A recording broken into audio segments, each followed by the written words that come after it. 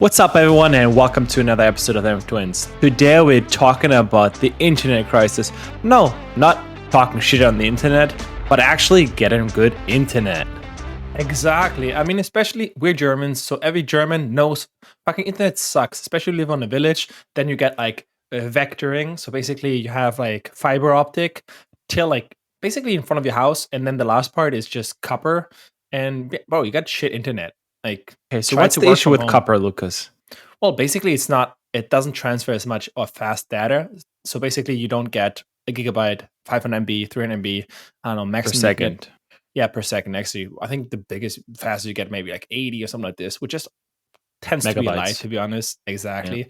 But yeah, so today I want to talk about Starlink because I was like, man, I've seen it on more and more podcasts, and I was like, wait, how big is actually the market?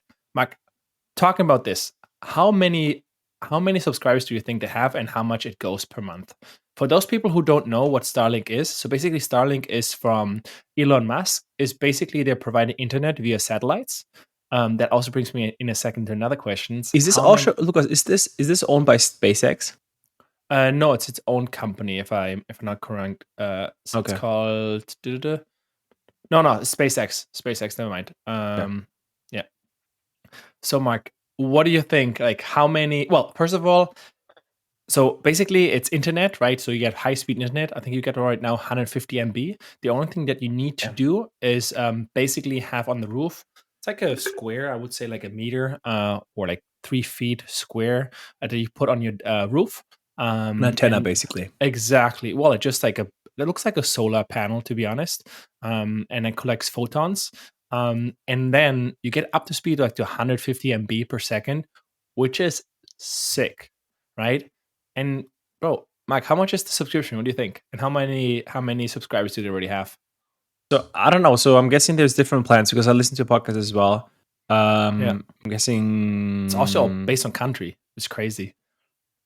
I don't know, That's at least $200, and this is no setting up fee, like per month, $200. so depends. So in the US, you have between 140 something like this, whereas in Spain, for example, it's $50 and it's the same service, which I think is quite interesting because it's one of the only services where you have such a big discrepancy in pricing, even though the delivery costs the same, right? Because the satellite flies over the earth, right? So it doesn't really matter. But the only thing is difference is like setting it up, but it doesn't change the subscription. But because of course Americans tend to have more money than income than people in Spain, etc. That's why they can charge more there, like 3 times this for the Well, same also amount. probably it's they have so much more, well, so many more areas that are remote. It's such Yes, a smarter way to solving the issues. for sure. I mean, on the other day on the podcast from Trump on Joe Rogan. Joe Rogan, he also says like, yeah, I mean, it's $1 trillion. They have to spend more than $1 trillion just to get high speed internet, even to the rural areas in the US. And just think about it, just spending millions so that you can connect internet to a farmer, whereas you can just Subsidize. subsidize exactly like Starlink or something like this, which is so much better. You pay like 150 euros per month, something like this. And yeah, I think it's one of the crazy. things is that the Hardware argument costs probably is like 350. they probably want to have it just like be sure that, I don't know, in case of war comes, or I don't know, EMP doesn't hit the satellite outage and all that stuff. They're like, I want to have the internet stuff. Might be, Mark. I don't Actually, trust these guys. that might be the case, but Mark, but actually, I want to show you. Look, this is a video that I found, like on how many Oh satellites shit. they actually are. Like exactly, so I was like, how does it even work? Right. So we're going now through a time span from 2019 when they first launched to this goes till 2022, and we Is will SpaceX see. launching these? Yes. So it's over 4,000 in 2022, and then now it's over 7,000 satellites. So they're mini Damn. satellites. And I was like, man, did they really do over 7,000 launches?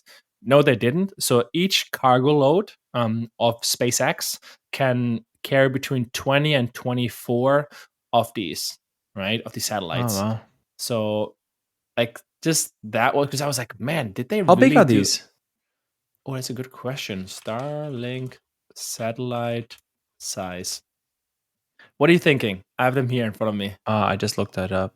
I mean, it's not that big to be honest. 2.8 Square meters, meter. so 9.2 feet times 4.6 Yeah. feet, so 1.5 meters times 24 square 2.8. meters. That's not bad. Yeah, and they weigh like 260 kilos, which I don't think is that much. I mean, it's crazy. Just think about it. So they had, for example, last year over 2 million subscribers.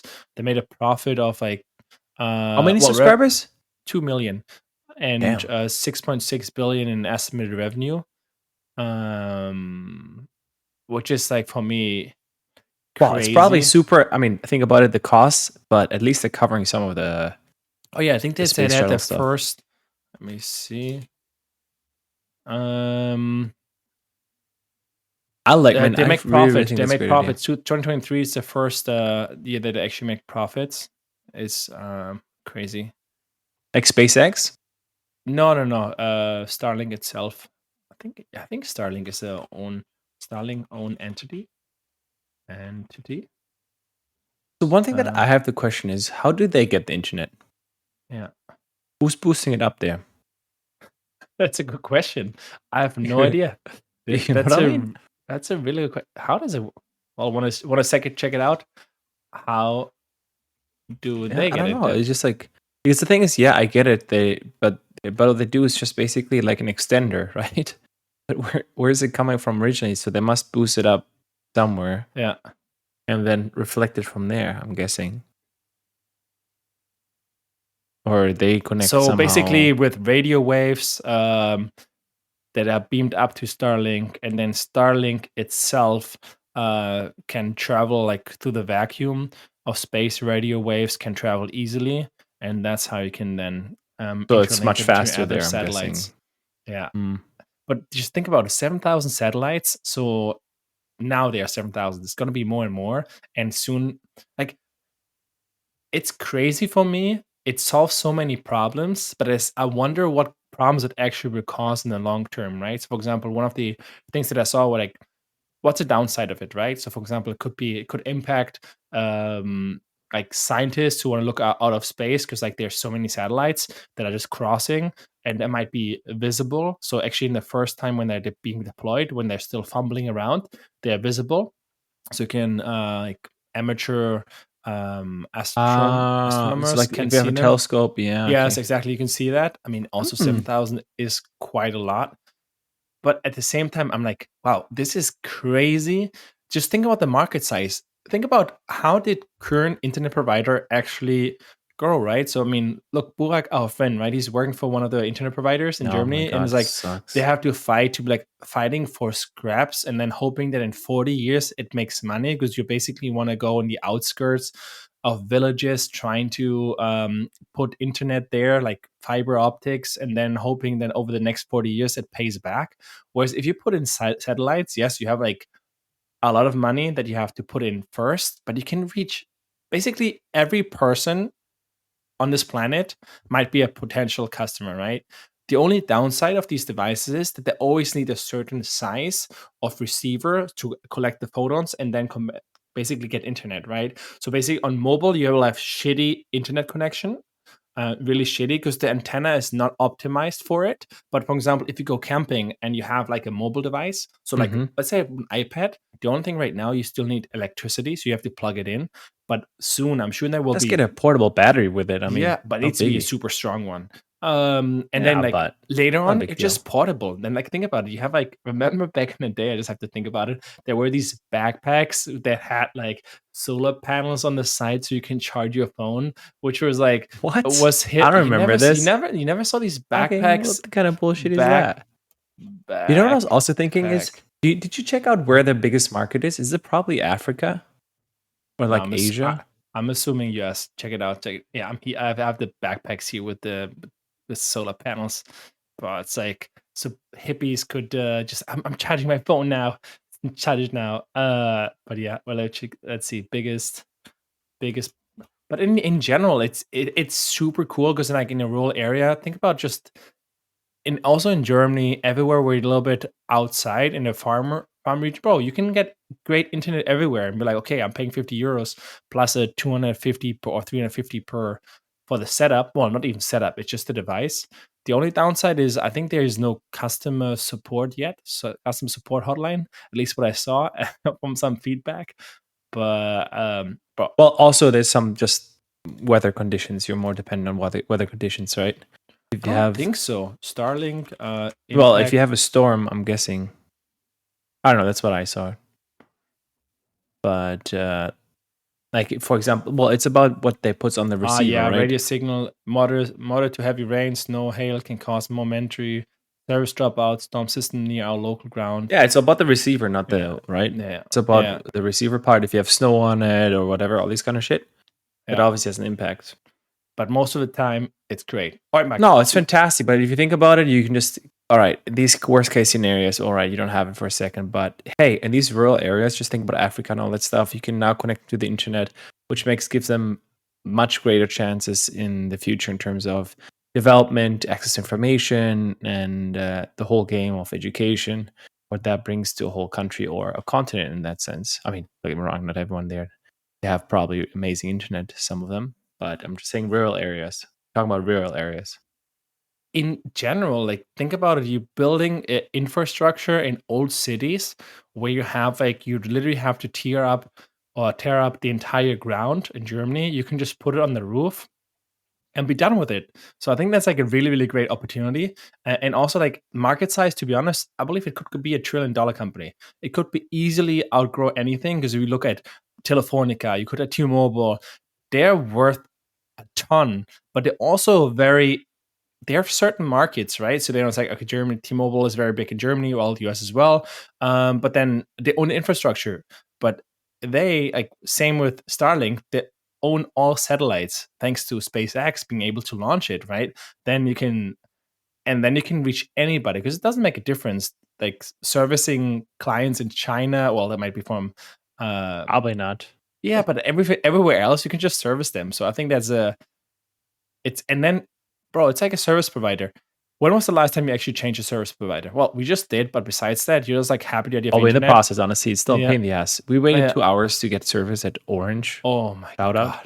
god. But It was it's not a pain even in to the ass. change it, right? It's not even to change it. We were just like trying to get it, like get a deal and combining with our two mobile phone numbers, and then it And we just were like, not waiting, right? We were the first one there. We directly talked to exactly. the guy, and it's just horrible. Sir, like they No, tried, but just like it the still took 2 system is hours, just and it's still horrible. not done. Just for that, it would be already worth it for me because I'm like, okay, no hassle. I just order it, get internet, don't have to worry anything. It's a subscription. I can cancel it. Well, I mean, but canceling also is a pain in the ass, and like with like Orange or man. whatever these internet providers, like, are you sure there's a clause that says you can't do this right now Oh, because you at least is 6 months.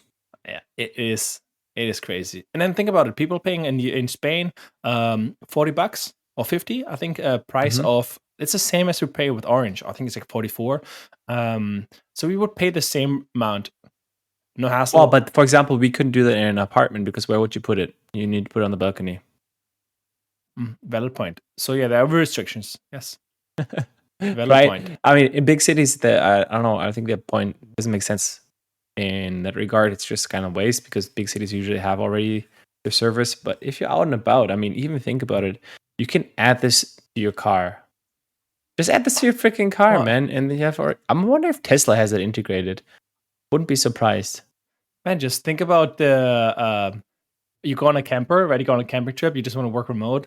Man, you don't have always good internet to work from there. So if you want to work in a camper, go on a trip, hell yeah, put it on the roof and you're good to Yes. go. And of course, especially with the huge batteries that they have in these vans, man, you are good to go. Yeah, But yeah, 100%. That's what I'm saying. I think this is fucking amazing for this kind of stuff. so Anyways, I fucking love it. prediction Cool. here, I'm assuming that Starlink will be $1 trillion company probably in the next 5 to 10 years for sure, because like it's getting profitable, and it's getting also for high speed internet, bro, gaming, everything. Like that's also one of the biggest constraints is, for example, on cloud gaming is latency, right? So the latency is like very, very hard to get it done correctly. And with that, you can have remote. So, for example, also Elon Musk said in one of the podcasts, he basically said, hey, soon you will have also gigabytes of internet with low latency, and then you can also just like stream. The question is, do you think that's going to be faster than if you play with people in the US? Would that be faster through Starlink? I don't think so, because you still have to connect to the server. The internet will not be fast because in the end the servers are not hosted. Yeah, no, On but we Starlink. could host it Yeah. there. We connect to the servers in the US, but That's a instead very of good going question. through the Atlantic, it just goes It's- over. It's a very good question. Well, the future will tell. All right, everybody. I think that's a quick episode on Starlink. I think it was super fascinating. Also, it's super cool. I love the technology. Elon Musk, the man. But yeah. All right, guys. Please subscribe. Let us know in the comment section. Of course, catch you next one. Peace. Peace.